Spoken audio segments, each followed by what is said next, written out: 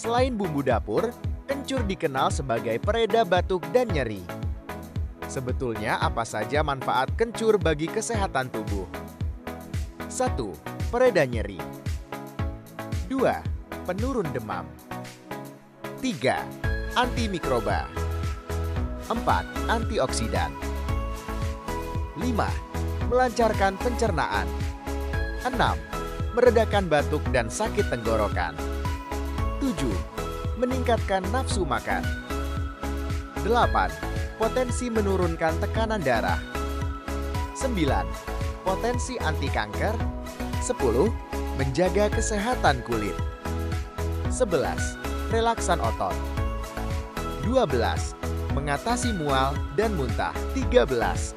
Meningkatkan kekebalan tubuh. 14. Mengurangi stres oksidatif.